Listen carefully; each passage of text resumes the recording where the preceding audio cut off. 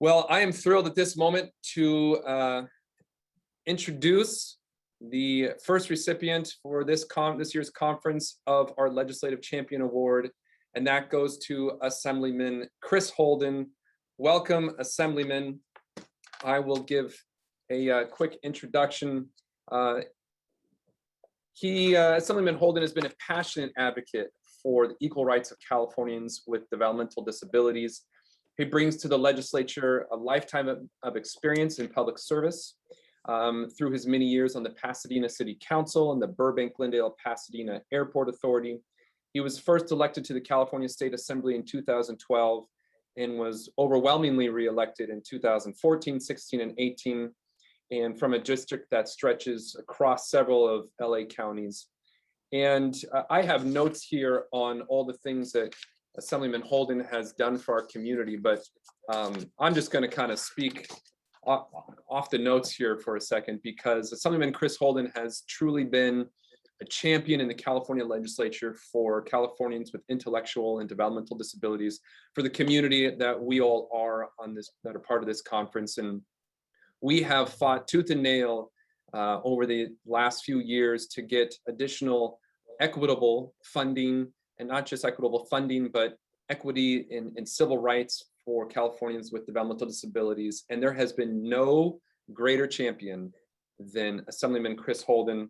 And we have presented him with a plaque that recognizes him for his great leadership and championing. And so I am honored to introduce you and to recognize you, Assemblyman Chris Holden. Welcome.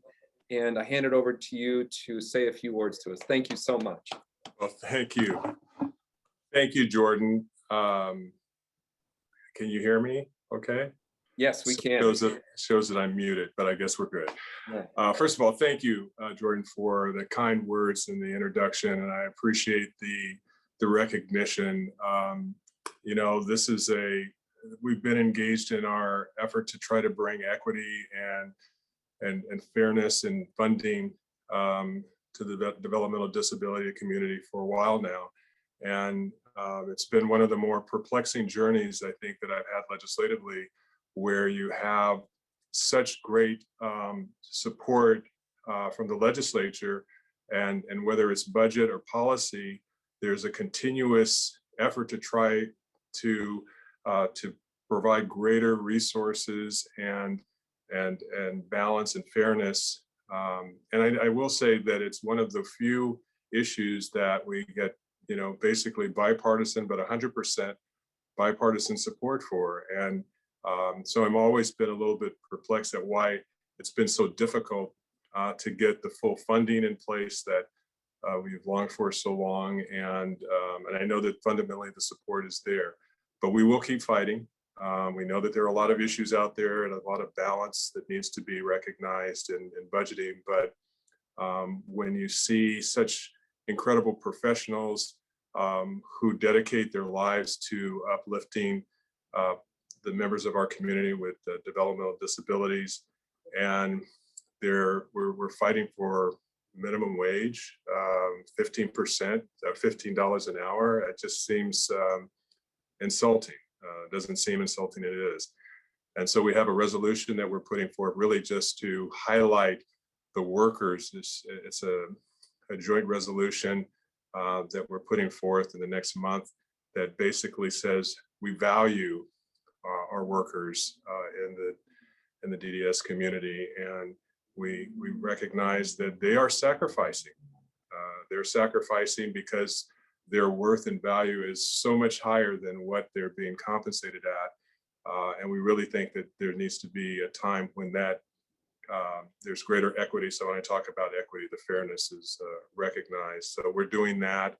We were able to get 25 million back in the budget this year, and we're trying to get another 15 million so that we can have the best coverage possible. COVID obviously impacted us all of us in a major way, but we wanted to make sure that the gains that we were able to make over the last few years, that we didn't fall backwards during this period of time. So we're trying to get another 15 million in. The initial 25 has been secured. So we're very hopeful, and we're going to keep fighting. But I do appreciate your support. I appreciate the partnership that we have. I couldn't do it without great staff, and El Hawksworth has taken on leadership in this area from a staff perspective, and with great passion and great energy. And so I really appreciate that, because these type of recognitions have to be shared, and I share it with my staff and all the great work that they do in this space. So just look forward to working together, moving forward, and really getting, we've got some runs across the plate, but we want to get a home run and clear the bases, and really, not have to keep,